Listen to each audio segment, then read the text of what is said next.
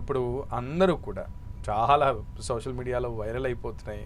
ఇప్పుడు అంతా కూడా సోషల్ మీడియా వైద్యమే కదా అందరూ పాటించేది. సో చాలామంది గట్ హెల్త్ అనేటువంటి ఒక ఇదిని కాన్సెప్ట్ని తీసుకుని దాని గురించి ఎన్నో సలహాలు ఎన్నో సూచనలు వచ్చేస్తున్నాయి. సో నేను మిమ్మల్ని స్ట్రైట్గా అడుగుదాం అనుకుంటున్నాను దట్ ఆయుర్వేదంలో గట్ హెల్త్కి ఉన్నటువంటి ప్రామినెన్స్ ఏంటి, ఇంపార్టెన్స్ ఏంటి, ఇప్పుడు క్యూర్ ఏంటి, ట్రీట్మెంట్ ఏంటి? ఇప్పుడు మీరు అడిగారు కదా వస్తి అనే పదంలో వస్తి కర్మ అనేది గట్ హెల్త్ని ఇంప్రూవ్ చేయడానికి బెస్ట్ మెథడ్ ఆఫ్ ట్రీట్మెంట్ అనమాట. సో ఏదైనా ప్రాబ్లం ఎపిడమిక్గా వస్తుంది, ఇప్పుడు సపోజ్ చికెన్ గున్యా రాబోతుంది, లేదా కళ్ళకళ్ళకు అంటాం కదా సీజనల్గా వచ్చేది, అది కానీ లేదా ఆటలమ్మ, చికెన్ పాక్స్, ఇలా ఏదైనా సరే రాబోతుంది వస్తున్నాయి. అది మాకు ఆయుర్వేదంలో చాలా విశిష్టంగా చెప్పారండి. దీన్ని సాంక్రామిక వ్యాధులు అంటారు. అంటే ఒకళ్ళ నుంచి ఒకళ్ళకి వస్తాయి. నేను రాత్రి ఎందుకో నాకు 1కే ఇప్పుడు మెలకు వస్తే బయట కుక్కలు అరుస్తున్నాయి. ఆయుర్వేదంలో చెప్పారు ఆ పాయింట్. మనకి సాంక్రామిక వ్యాధులు, సీజనల్ వ్యాధులు వచ్చే ముందు ఆ కుక్కలన్నీ ఒక గ్రూప్ లాగా ఫామ్ అయ్యి ఒకవైపు తలబెట్టుకుని అరుస్తాయి. ఒకవైపే తలబెట్టుకుంటాయి. ఇటు అటు అదొటి ఇటు ఇటు అలా ఉండవు అనమాట. అంటే వాటికి అక్కడి నుంచి తెలుస్తుంది అనమాట ఆ వ్యాధులు రాబోతున్నాయి ఆ ప్లేస్ నుంచి అని. అవి వస్తున్నాయని మనకు చెప్తున్నాయి అనమాట. అవి వస్తున్నాయి, మీరు జాగ్రత్తగా ఉండండి అని మనకు చెప్తున్నాయి. కుక్కలు కూడా మాట్లాడతాయి మనతోటి, అన్ని మొక్కలు మాట్లాడతాయి, కుక్కలు మాట్లాడతాయి, ఆవులు మాట్లాడతాయి, నాతో అన్నీ మాట్లాడతాయి. నాకు అన్నీ తెలిసిపోతాయి, అవి ఏం మాట్లాడుతున్నాయో నాకు అర్థమైపోతుంది అనమాట. సో నేను రాత్రి అనుకున్నాను అయితే త్వరలో ఏదో సీజనల్ డిజార్డర్ రాబోతుంది అనమాట, ఏమై ఉంటుంది అని ఆలోచిస్తూ అలా నిద్రపోయాను. ఇంకా సో ఇప్పుడు నాకు తెలిసింది ఏంటంటే హైదరాబాద్లో ప్రస్తుతం చికెన్ పాక్స్ ఎపిడమిక్ రాబోతుంది, వచ్చేసింది అనేది తెలుస్తుంది. సో ఇలాంటి వాటికి ఏంటంటే ప్రివెంటివ్ కేర్ ఆయుర్వేదిక్ లైన్స్లో మనం చాలా బాగా చేసుకోవచ్చు. సింపుల్గా కొన్ని హోమ్ రెమెడీస్ మనం సజెస్ట్ చేద్దాం. తర్వాత ఇంకేదైనా అవకాశం ఉంటే ఆయుర్వేదిక్ లైన్స్లో కూడా కొన్ని మెడిసిన్స్ కానీ లైన్ ఆఫ్ ట్రీట్మెంట్ కానీ అడ్వైజ్ చేద్దాం. హోమ్ రెమెడీస్ అనేవి ఈజీ, ఇంట్లో ఉండేవి కాబట్టి అందరూ చక్కగా పైసా ఖర్చు లేకుండా చేసుకోవచ్చు. అందులో నేను చెప్పేది అసలు పైసా కూడా కాదు, మైనస్ పైసా ఖర్చు అనమాట. జనరల్గా ఏంటంటే ఇంట్లో బ్రేక్ఫాస్ట్ అంటే ఇంట్లో ఇళ్ళకి పెద్ద టాస్క్గా ఉంటుంది. కంగారుగా వేడివేడిగా టిఫిన్ చేసి పెట్టాలి, దానిలో పచ్చళ్ళు 2 రకాలు చేయాలి, వంట చేయాలి, ఆఫీస్కి వెళ్ళాలి. ఈ పిల్లలేమో ఇసురు కొడుతుంటారు, రోజు ఉప్మానైనా, రోజు ఇడ్లీ అయినా, రోజు అదేనా, ఏది చేసినా రోజు ఇదేనా అంటారు వాళ్ళు.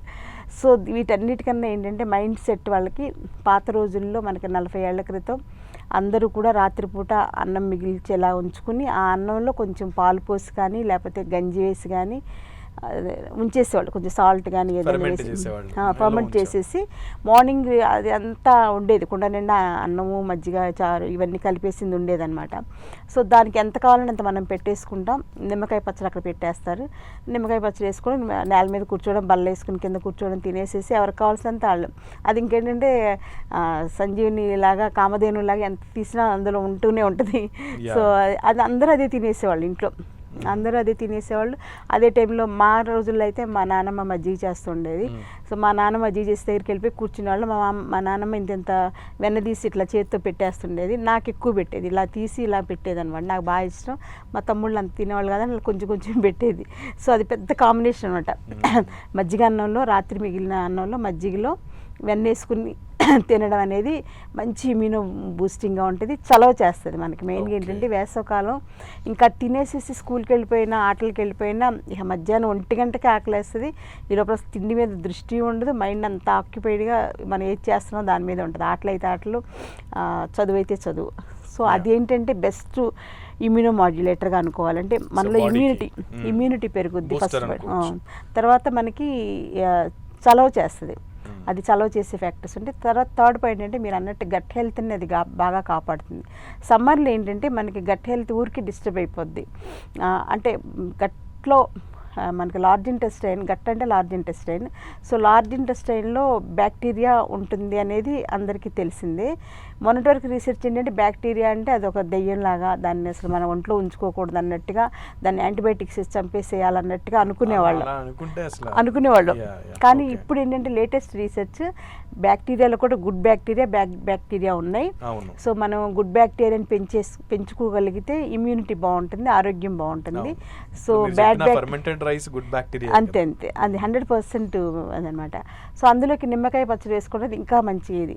సో ఇదంతా ఏంటంటే పాజిటివ్ బ్యాక్టీరియాని మన కడుపు నిండా పెంచుకుంటాం అనమాట. పెంచుకోవడం వలన మనకి ఇమ్యూనిటీ బాగుంటుంది, రకరకాల వ్యాధులు రాకుండా మనల్ని ప్రొటెక్ట్ చేస్తుంటుంది అనమాట.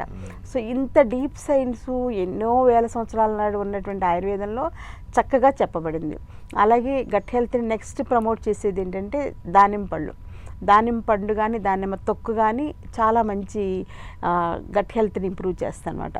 సో దానిమ్మ తొక్కును కూడా మనం మెడిసిన్స్లో వాడుకోవచ్చు. ఇప్పుడు నేను ఉన్నాను, నేను ఆయుర్వేద ప్రాక్టీషనర్ని. నేను ప్రతి వస్తికర్మ పేషెంట్కి దానిమ్మ దంచేసేసి అది డికాక్షన్ లాగా తయారు చేసి దాంతో వస్తి మెడిసిన్ తయారు చేస్తాను. నేనే తయారు చేస్తాను మా పేషెంట్స్కి, అందుకని మేబీ బెస్ట్ రిజల్ట్స్ వస్తూ ఉంటాయి.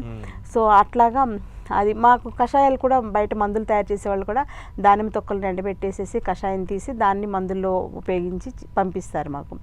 సో దానిమ్మ కూడా మనకి దానిమ్మ గింజకి మధ్యలో ఎల్లో కలర్ లేయర్ ఉంటుంది కదా, అది మెయిన్గా గట్ హెల్త్కి చాలా మంచిది. ఈవెన్ డయేరియా అవుతున్న వాళ్ళు కూడా దాన్ని డికాక్షన్ లాగా చేసుకుని తాగేస్తే వెంటనే డయేరియా కంట్రోల్లో అయిపోద్ది. ఎంత చిన్న పాయింట్ చూడండి, అంత ఉంది ఆయుర్వేదం. పడేస్తారు అసలు చేదువి వగరివి మనకి గట్ హెల్త్కి చాలా మంచిది. అంటే వేప పువ్వు, ఉగాది పచ్చడి కూడా మన గట్ హెల్త్కి చాలా మంచిది. సో తర్వాత ఇప్పుడు పెరుగు పచ్చడి, అదే మజ్జిగతో చేస్తాం కదా, మజ్జిగని తాలింపు పెట్టేసేసి మజ్జిగ చారు కూడా గట్ హెల్త్కి చాలా మంచిది. దాని మీద చాలా రీసెర్చ్ జరిగింది. అది డయాబెటీస్ కూడా చాలా మంచిది, యాంటీ క్యాన్సరస్గా కూడా యాక్ట్ చేస్తుందని చెప్పేసి మనకి రీసెర్చ్ ఉంది. సో ఇలాంటివి ఉపయోగించుకోవచ్చు. పుదీనా కూడా చాలా మంచిది. ఈవెన్ అల్లం కూడా మనకి గట్ హెల్త్కి చాలా మంచిది. మన పసుపు కూడా మనకి గట్ హెల్త్కి చాలా మంచిది. అలాగే వెల్లుల్లి కూడా మన గట్ హెల్త్. మెంతులు అయితే ఇంకా బెస్ట్ అనమాట. సో మెంతుల్ని రాత్రిపూట పాలల్లో వేసేసి తోడు పెట్టేస్తే ఆ మజ్జిగ చేసుకుని మనం ప్రొద్దున నుంచి సాయంత్రం వరకు మనతో పాటుగా పెట్టుకుని తాగుతూ ఉంటే గట్ హెల్త్కి బెస్ట్ అనమాట, బెస్ట్ బూస్టింగ్. సో ఈ సందర్భంలో ఏంటంటే నేను యాజ్ ఏ డాక్టర్గా మంచి ప్రాక్టీషనర్ని, పేషెంట్స్కి మంచి మందులు నేనే తయారు చేసి వాడుతుంటాను. ఇది బెస్ట్ గట్ హెల్త్ ఇంప్రూవింగ్ అనమాట. సో ఇది నేనే తయారు చేసింది. ఇది మార్కెట్లో కూడా మనం ఇవ్వగలం. సో ఇప్పుడు ఈ సమ్మర్లో ఇది తీసుకుంటే కనుక గట్ హెల్త్కి మనకి నెగిటివ్ బ్యాక్టీరియా పొట్టలో పెరగకుండా పాజిటివ్ బ్యాక్టీరియా పెరిగి డెవలప్ చేసుకుని ప్రోబయోటిక్గా బెస్ట్ ప్రోబయోటిక్గా యాక్ట్ చేసి, ఇప్పుడు చెప్పిన గట్ హెల్త్ అన్నీ కూడా ప్రోబయోటిక్స్ అనమాట. అన్నిట్లోకి ఇందాక డైట్లో చద్దన్నం అని చెప్పాం కదా, అలాగే ఇవి కూడా బయట మార్కెట్లో మనం ఇలాగా ఒక డాక్టర్ తయారు చేసింది ఏంటంటే డెఫినెట్గా ఇంకా బాగా కాన్సన్ట్రేట్గా ఉంటుంది, గుడ్ ఎఫెక్ట్ ఉంటుంది, టేస్ట్ బాగుంటుంది, అంటే పేషెంట్ ఫ్రెండ్లీగా ఉండాలన్నమాట ఏదో ఇచ్చినా కానీ. అంటే ఇందులో అల్లం రసం ఉంది, ఇంకా అల్లం రసాన్ని ఒక వారం రోజులు ఫర్మెంట్ చేసి తయారు చేసింది అనమాట. సో దీన్ని ఏంటంటే ఇలాగ సోడా కలిపాం, ఆ టేస్ట్ బాగుంటుందని చెప్పేసి సోడా కలిపాం. మామూలుగా మనం పేషెంట్స్కి పంపిస్తాం, వాళ్ళు సోడా డబ్బా బయట దొరుకుతుంది కదా, అది తీసుకుని ఇలా కూలింగ్లో పెట్టుకుని తాగితే ఇది ఒక కూల్ డ్రింక్ లాగానే ఉంటుంది. మీరు టేస్ట్ చూద్దరు కానీ ఒకసారి. సో సేమ్ సోడా బేస్ లాగా వచ్చేస్తుంది అనమాట. సో పిల్లలకి ఏంటంటే కొంచెం మనం ఇట్లా టేస్టీగా ఉండాలి, కొంచెం అందమైన గాజు గ్లాసులో పోసిస్తే వాళ్ళు ఇష్టంగా తాగుతారు, ఇమ్యూనిటీ పెంచుకోవచ్చు మనం. సో అలా మనం ఇంట్లోనే సమ్మర్లో పుదీనాలతో చేసుకోవచ్చు, ధనియాలతో చేసుకోవచ్చు, జీలకర్ర వాడుకుని చేసుకోవచ్చు. ఇలా రకరకాల రెసిపీస్ బోల్డ్ ఉన్నాయి.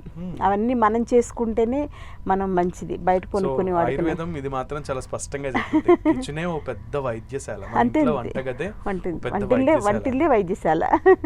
అంటే నిజంగానే మీరు చెప్తుంటే అవన్నీ నిజాలు అనిపిస్తుంది. అవునవును, కరెక్ట్.